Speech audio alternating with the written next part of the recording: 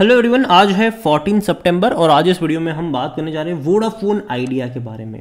देखिए, Vodafone idea वो company है जो लगातार डेट के ज़रिए, कर्जे के ज़रिए काफ़ी ज़्यादा दिक्कत में आई है।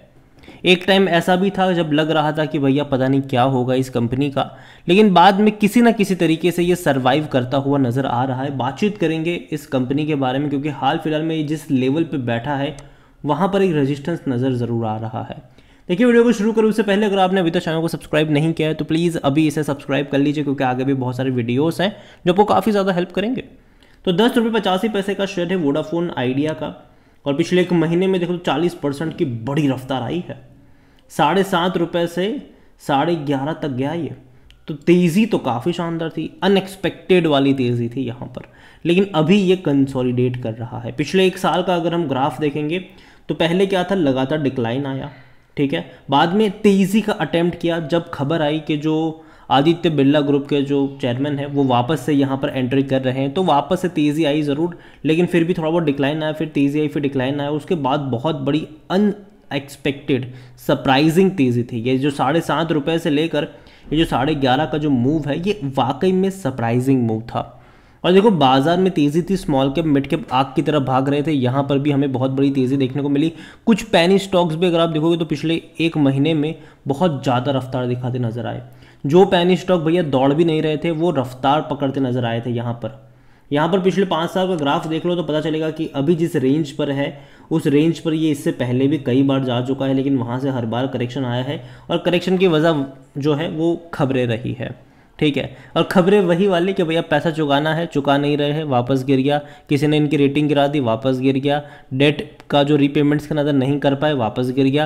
तो ये खबरें आती रही बीच बीच में और अभी भी आने वाले दौर में और ज़्यादा ऐसी खबरें देखने को मिलेगी क्योंकि कर्जे जो है वो इनको हर साल कुछ ना कुछ चुकाने होंगे और उसको लेकर भी टेंशन रहेगा कि भैया क्या होगा। यहाँ पर कंपनी देखो डेस्परेटली कोशिश कर रही है कि कोई बड़ा पोटेंशियल बायर आए, यहाँ पर इन्वेस्टर आए यहाँ पर। और अभी खबर ये आई है कि department of telecommunication has not met any potential investor for Vodafone Idea so far. ये रिपोर्ट्स कहती है, अगेन ये कोई कंफर्म न्यूज़ नहीं है, ये उड़ती उड़ती खबरें हैं और ये खबरें ही होती है जो शहर में तेज़ी भी लेकर आती है, शहर में गिरावट भी लेकर आती है। इतना ही नहीं, वोडाफोन आइडिया की अगर हम बात करें तो करंट सिचुएशन ये है कि भैया डेट से कंपनी जूझ रही है। इसके अलावा इनके जो कस्टमर्स हैं वो लगातार डिक्रीज़ हो रहे हैं, तो telco is losing customer and hasn't even launch 5G because of not having enough money to do so in the first place. अभी 5G लॉन्च नहीं कर पाए क्योंकि भैया पैसा नहीं है इनके पास इतना ज़्यादा कि वो स्पेंड कर पाए यहाँ पर। और अभी अगर आप देखो तो according to the Economics Times report, the telco has paid half of its licence spectrum usage charge fee for the March quarter. Further, the June quarter, the telco has promised the telecommunication department that it will clear 90% of dues in the manner.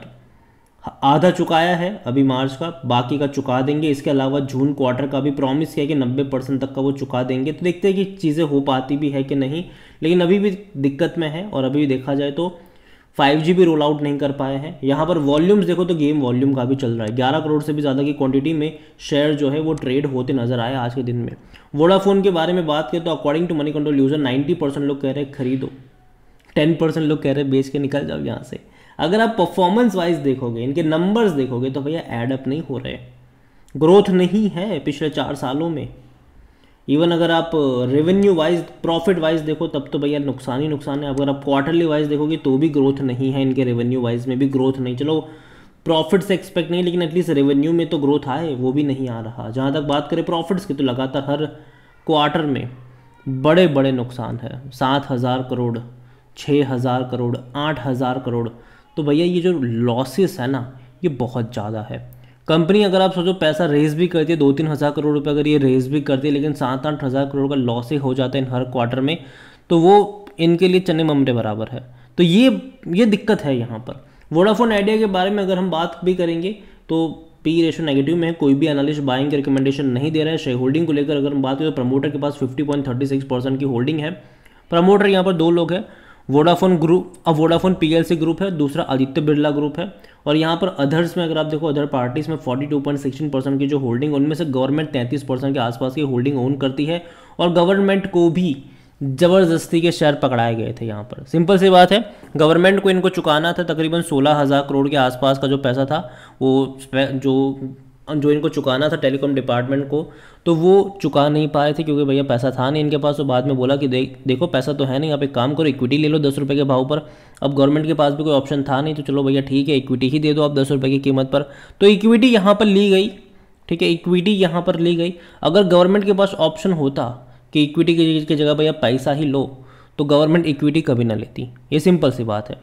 Equity क्यों government ने ली? क्योंकि कोई option था ही नहीं, क्योंकि पैसा मिलना था ही नहीं, तो इसीलिए इक्विटी ले ली यहाँ पर।